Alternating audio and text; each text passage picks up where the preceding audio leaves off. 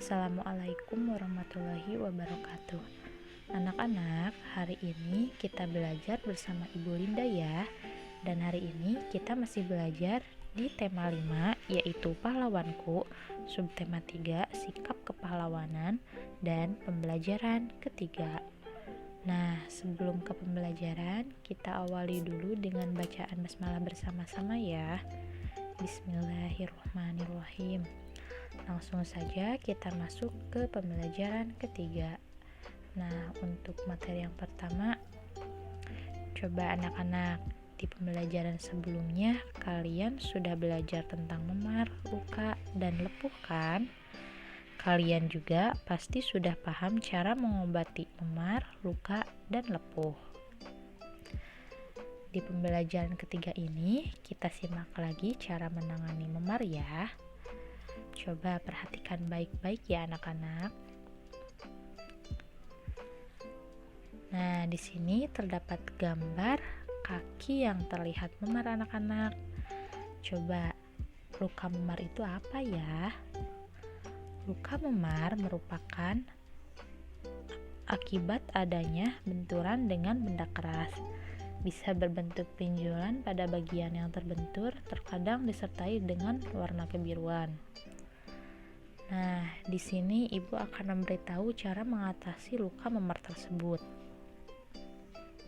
Yang pertama, memberikan kompres air hangat pada bagian yang memar dengan menggunakan handuk kecil ya anak-anak. Yang kedua, kompres dilakukan 3-5 menit agar pembuluh darah melebar. Yang ketiga, kompres diganti dengan air dingin atau es batu selama 1-2 menit. Yang keempat, lakukan sebanyak 4-5 kali sehari sampai bengkaknya menghilang ya anak-anak. Nah, itu tadi pertolongan pada luka memar.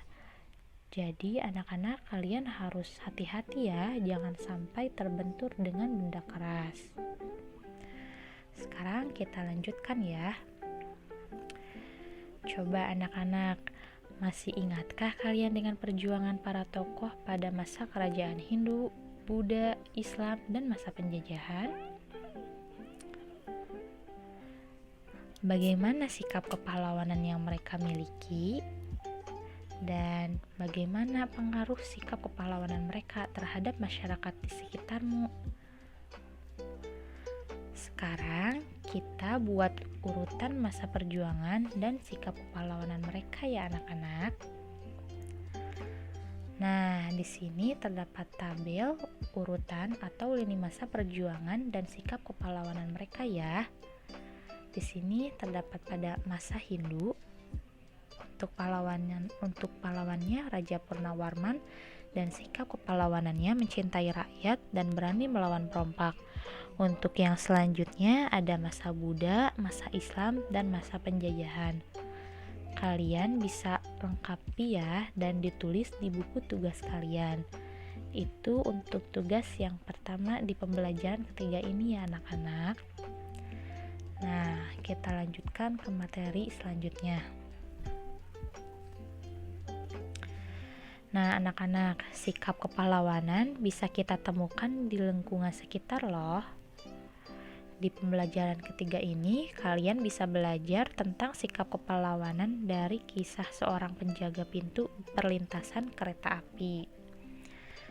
Coba kalian perhatikan teks cerita berikut ini. Kalian juga bisa lihat di buku paketnya di halaman 112. Nah, di sini teks ceritanya untuk menambah pengetahuan tentang sikap kepahlawanan dari penjaga pintu kereta api yang berjudul Pahlawan Tanpa Tanda Jasa. Kalian bisa baca terlebih dahulu ya teks cerita ini. Nah, setelah kalian baca teks cerita ini, kalian bisa mengisi tabel berikut ini. Di sini ada apa yang kalian ketahui tentang sikap kepahlawanan dari penjaga pintu perlintasan kereta api. Kalian tuliskan di tabel ini ya. Dan yang sebelahnya, apa yang ingin kalian ketahui lebih lanjut tentang sikap kepahlawanan dari penjaga pintu perlintasan kereta api. Nah, kalian juga tuliskan di tabel sebelahnya. Nah, anak-anak, kita lanjutkan ke materi berikutnya ya. Coba ada yang tahu ini apa? Ini adalah kapal selam. Nah, sikap kepahlawanan pun dimiliki oleh mereka yang bekerja di kapal selam loh anak-anak. Mereka menjaga perairan Indonesia tetap terjaga dari gangguan orang-orang yang tidak bertanggung jawab.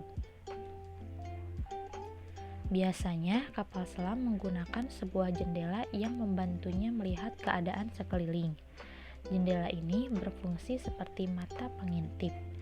Jendela pada kapal selam ini disebut periskop. Nah, periskop ini seperti ini ya anak-anak. Coba ada yang tahu apa itu periskop? Periskop adalah alat optik yang berfungsi mengamati benda dalam jarak jauh atau berada dalam sudut tertentu. Dan bentuknya pun sangat sederhana.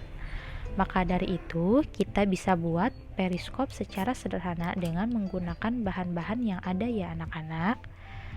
Nah, di sini Ibu akan sebutkan apa saja alat dan bahan untuk membuat periskop secara sederhana.